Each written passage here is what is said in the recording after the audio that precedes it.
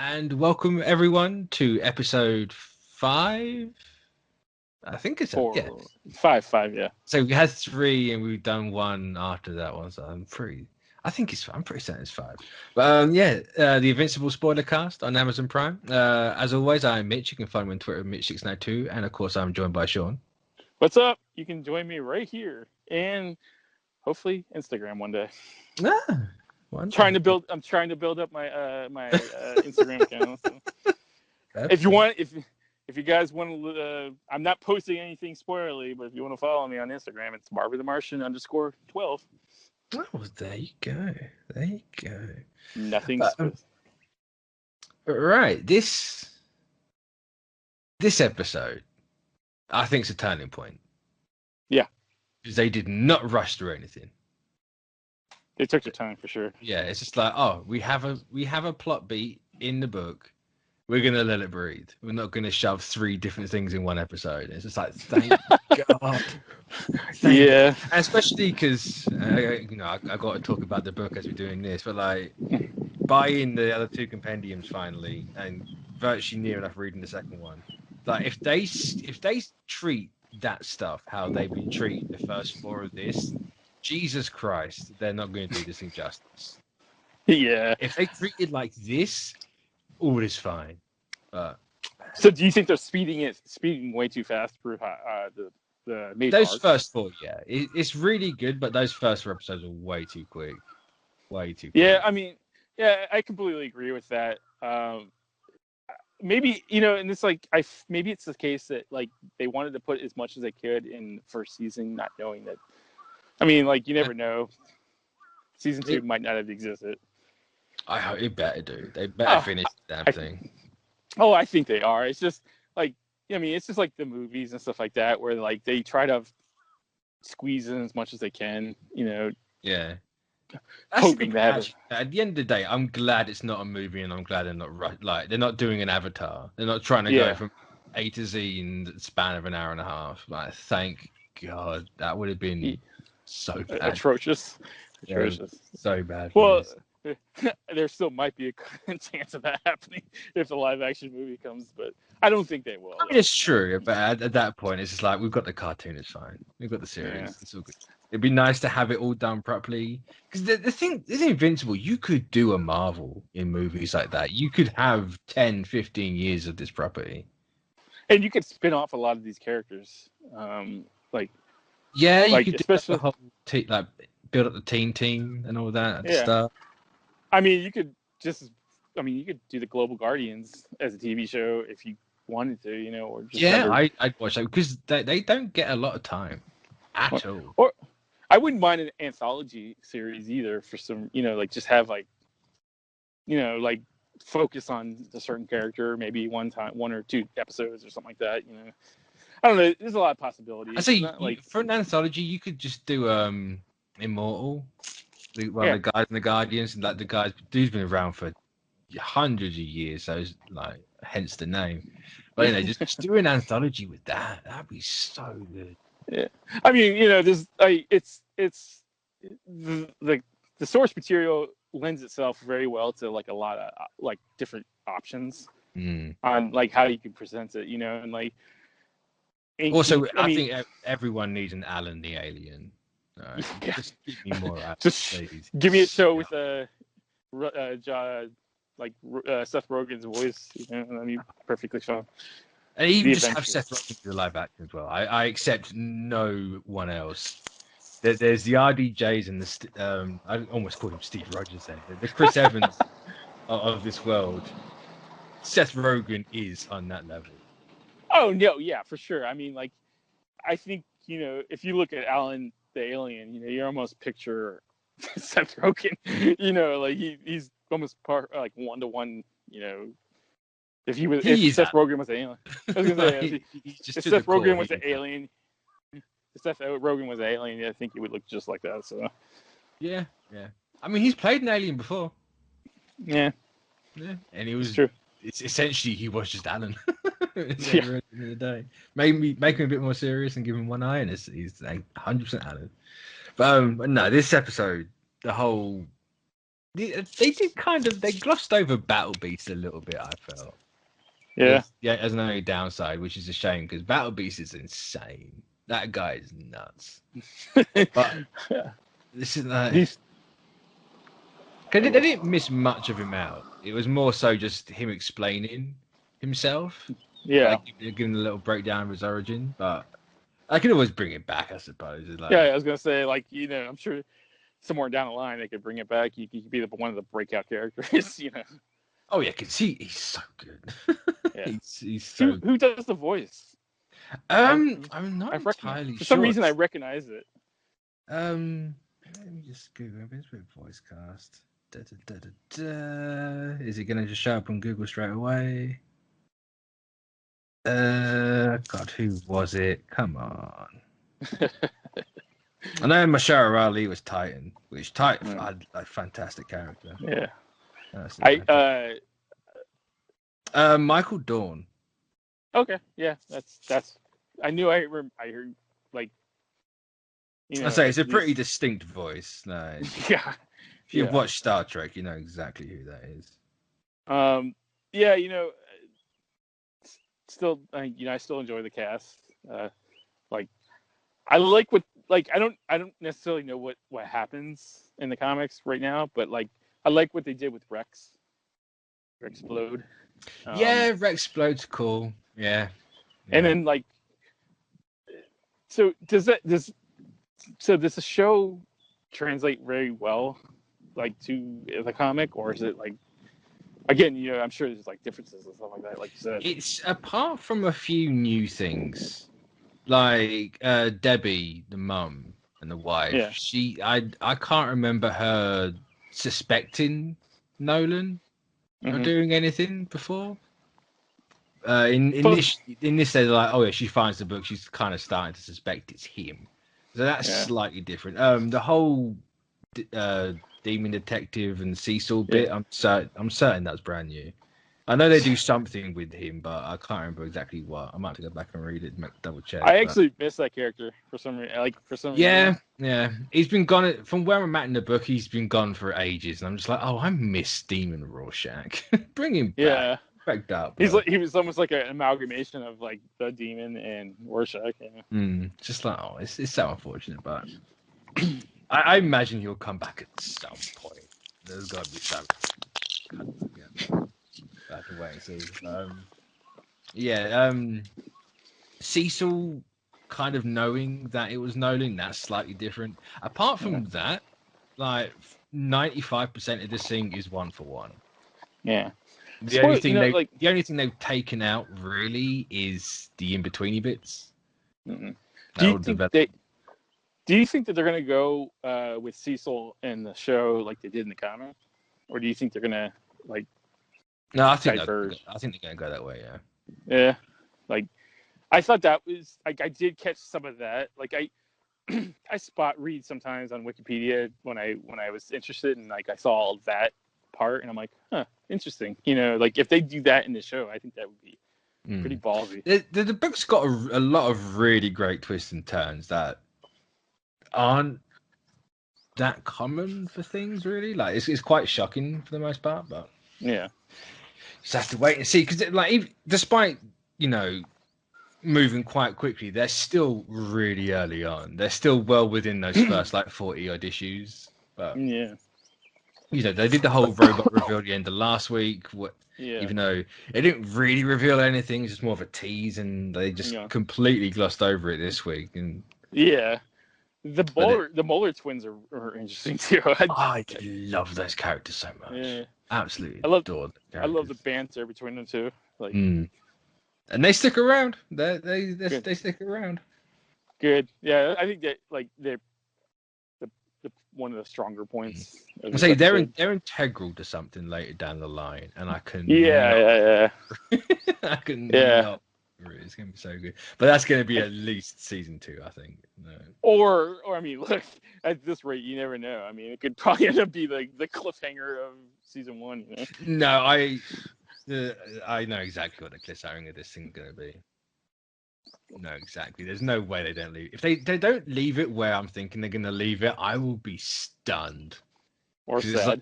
I mean, it depends what they do. If they don't do what I'm thinking, if they don't, if it's worse, then it's like it'd be a bit disappointing. But like, they have the perfect season 1 cliffhanger. Yeah, and I think Robert Kirkman probably is on the same page. I'm pretty sure. I think a lot of this decision is Kirkman's kind of going like, no, we can get through all this bit. You can move this bit around. It's fine. Like, but later on, we really need to handle this bit. Yeah. I think it's good to have him on the show too, as some type of. I would say they got both Kirkman and Ryan Utley doing like creative consulting and all that. And it's good too because like it shows that because some shows like they do that and then they end up leaving the creator out of it completely, or they just kind of go over them. And it's like it's my one biggest thing with like comic book movies or media in general. It's like the creators don't get enough time or credit in these things. Yeah, I know it comes down to money, but it's just like, come on. Yeah, I always look at it in like, you should at least hire them as consultants to at least, because like these are people that have been around and they know the characters. So you want, like I know you want to change it a bit, but like it's like it'd be nice to see what the creator of that character could do or would want to do, and then you can just take it from there, but like I feel like creators should get a little bit more, accolades. More credit. No. Yeah. I think it's also like Invincible's creator owned. Yeah. Whereas you go right for Marvel, you don't own any of it. It's all going to them. Yeah, it's kind of like you get like you're getting you create the character, but you don't own the character. So yeah. Where Kirk, I do find it interesting that comics seem to be the one like you get book adaptations of things, and they try and be as close as possible. Yeah, comics are the one things where it's like, no, we're going to do our own thing. It's just like, why? Why is that? I mean, on one hand, I'm like, that's interesting to me, but then on the other hand, it's like you kind of want to see iconic moments too. You know? So, like, and I'm not poo-pooing on my boss. Distinct competition. Like yeah, no, my boss. But like, Infinity War could have been a little. I think they could have done something. I don't know, closer to what. Yeah, it really wasn't. There was a couple of moments from Infinity Gauntlet, but it was not Infinity Gauntlet. But I mean, for the most part, I mean, fantastic movie, but it was definitely not Infinity Gauntlet. Don't take this as poo-pooing on and don't send messages to my boss that I am poo-pooing on the properties. But like, I just think that I like 50-50. I like a little bit of change and divergent from the source material, but I also wouldn't mind seeing like iconic moments. And I think Marvel did that. They gave them the iconic moments. Yeah. For the most part, like, but like, it's nice to have the creator-owned type where I'm sure Kirkman had it baked into the contract. Oh, I think after Walking Dead, absolutely. Yeah. He's like, and AMC ruined this thing. Yeah. I completely see that happening as like, hey, I'll sell you this, but I must have at least the final say on creative. And it's not wrong, like he knows the character. No, because what we've got from it is incredible. I love it. I have my problems. I will bitch about my problems to the cows come home, but I adore the hell out of this show. It is fantastic. Yeah. At the end of the day, it's very well written, and so it's like all the minor idiosyncrasies. I can never. I don't know why I say words I can't pronounce. Yes. I should stop doing that because I sound like a moron half the time. So I'll stick to simple words. But like, I think it's nice to have that person that knows the character and say, yeah, okay, we can change this and I'll compromise, but like for the most part, this has to stay true to the character. I can't have. And he lost that with The Walking Dead completely. Oh yeah, definitely. That has some drama with it. That show, the poor thing, but. Yeah. I mean, like, yeah, and I think it affected the show, the quality of the show too. Yeah. With that drama, because like it, it really suffered. I mean, that show should have ended a long time ago, and like it just kind of stretched out, and it's like it. Yeah, I mean, it's like if you're a fan of The Walking Dead, it's almost like you don't even know what that is that you're watching because it's not The Walking Dead at this point, like. Don't have that problem yeah. here. Thank God. No. Yeah, Invincible is definitely, doesn't have that problem, and like hopefully it stays that way. Yeah, I'm just waiting for a lot of the drama to start. Like we get a little hint of it here with Mark and Amber. It's just like, yeah, that's about to kick off. Yeah, that's about to go. But I'm just so glad they did Titan Justice in this because he's yes, he's a mob boss, but he's so cool. He's cool. And Tech Heads. I like how they pulled that voice off. A little bit of auto tuning behind it. It's just like. Who do you think those characters are? I don't want to say pay homage to, but like mimicking and like. Well, I think Isotope's the obvious one. It's clearly Molecule Man. Tech Head, I'm not entirely sure. Titan, you could almost say it's like a Kingpin, right? With superpower. Yeah, I was thinking like the Thing. Okay. I suppose maybe just purely because of the rocks. Rocks. It's like, he's in New York, and actually, is he in New York? I don't even know where this is set. I love the fact that I love these shows, like Invincible, where they're kind of like characters you recognize, but they're not really those characters, but they're like sort of like what The Boys does sometimes with the characters, like they you get the parodies and all that. Yeah. Definitely, I definitely enjoy stuff like that because it's like.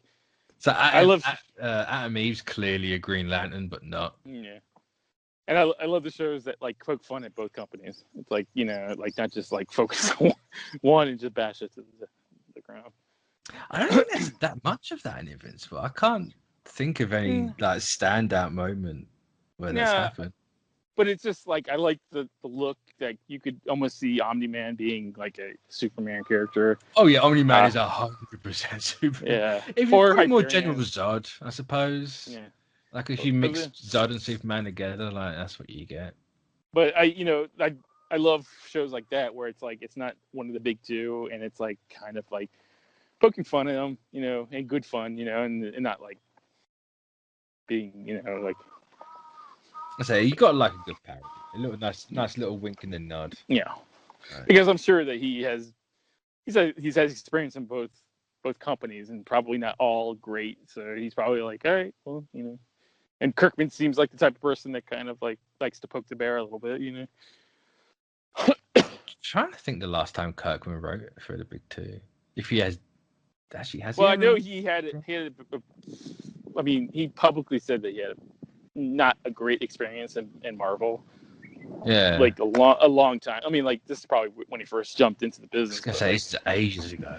So. But but I like creators like that. It's like they're not beholden to like a company. To they could just. He's a man unto himself. He's the company himself. He's a one-man show. Well, not one-man show, but. Yeah. But with comics, the writer's the biggest for some reason. Yeah. Everyone forgets the artist. Poor Ryan Utley. Yeah, I always look at him at 50-50 because it's like, like you can have great writing, but the art could just suck you right out if it doesn't work. Yeah, but at the same time, you can have bad art, but an inker and colorist can draw it right back up to the front. Yeah. But it's like, definitely a watch, if anything at all. Yeah, I think the writer, if you had to like put it down, I think the writer does have a little more, power. I've probably got more say in it, yeah. I imagine, but... because they're trying to write the character, But I do like though in this how it's nice to finally, I say finally, it's only been 5 episodes, but like Mark get his ass beat, and it's just like, yeah, you need to bring that boy down a peg or two. Like he's got a little cocky. Yeah. Oh yeah, which in fairness, when you're literally invincible, you are gonna be a little cocky, but yeah, I mean, like you give a high schooler that type of power, and I guarantee it within the week they're thinking they're 100%. Very ego starts kicking in a lot sooner than rather than later. very, very topical conversation that one is about power. That's true. Yeah, it segues into another. It does indeed. Property. But no, Battle Beast stole the show along with Titan. Titan, those two are fantastic. Yeah, what I love about this show too is like even the antagonists have a personality.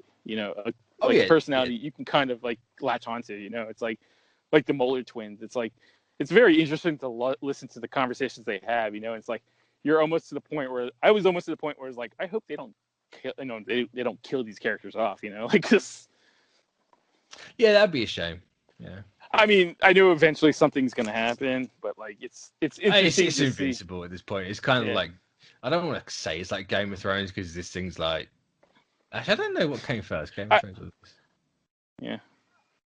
But like it's I love the like it's not just like the heroes that are more interesting. It's like 50-50. It's a proper fleshed out world. Everyone's got their own personality and they're all very distinct, which for a run like that, having cut so many characters I don't think there's a single bad character in this thing. Everyone's so well done. So out of all of them, who's your favorite? Like based on the show itself. Oh, based on the show? What, just purely on the show and taking the comic out of it? Yeah. I don't know, because I haven't really focused on that many of the characters. I just want to say Monster Girl. I adore that character. I'm gonna go. Yeah, mine's Rexplode. Like I think every time I hear Jason Mantzoukas, I just kind of smile a little bit. Say he's like the perfect casting for that character. Yeah, he's so funny. I love that guy. I met him once. Fucking, he's hilarious in person. He's like that. It's not like a facade or anything like that. He's actually like that in person. And it's funny. I love his voice. I love the way he talks. Like it's just. You look at the character and you're like, yeah, that's a perfect fit, man. Like you can't get any more perfect, And I'm not sure if I was kind of seeing things or if I just stopped paying attention, but the animation seemed better in this episode. Yeah, it's a little bit more. You would think, and I think that like as you get deeper into the season, they usually kind of like. Around the middle of the season, they kind of like get a little bit better. It might fall off towards the end, though. I mean, a little bit, but because like it didn't feel like they were cutting as many corners. Like the flying looked more dynamic, and there was actually like a bit of life to how he moved. It wasn't just moving up and down and all that sort of stuff. Yeah. So I'm wondering if the first half kind of took a hit budgetary wise, and they're saving it all for the end. I wouldn't. I mean, they do that in live action all the time. Like most live action usually budget that money into like big set pieces and like towards the end of the season, so they can just blow it out, towards the end. So you got to start big, then you got to dip down the middle, and you got to end massive. Yeah, I'm not sure about the animation. I'm not like in that realm. So. I imagine it's the same. I couldn't imagine. Yeah, like you probably have. You want to focus on the back end of the season to kind of draw people more in. So, especially with how they're going to end it, how I think they're gonna need a huge budget. Well, it's going to be huge. So, do you think the Rexplode character is going to be like the comic version, or do you think? Because if that's the case, I'm going to love the show even more. I assume so. I mean, at the minute, they're giving me no reason to think they're going to change anything. Like so everyone's like is 1-for-1. That makes me really happy. Like that's I don't know. Like I must sound like I'm crushing on Jason Mantzoukas, but like it's just like it's just. I mean, it's just something about the guy that's just like magical. Like he just. I mean, it fits with the IP. The book's magical. The show's magical. It's just. Yeah. It's one of those where it's like, like if you haven't read it, it's one of those where it's like just take solace in the fact that as long as they don't deviate and mess it up, like it's fantastic. It will. Yeah. It's only up from here. Like, Good, it good. never dips. It's just a consistent up and upward So, trend. I love the every time I talk about this, it makes me want to read the comics even more. And I'm like I'm just waiting for that flight home to like sit down and read and like kind of phase out of reality. It's well worth it. It's my only regret is I waited it way longer than I should have to even pick it up. But hey ho. Rather be late to the dance than not go to it. So exactly.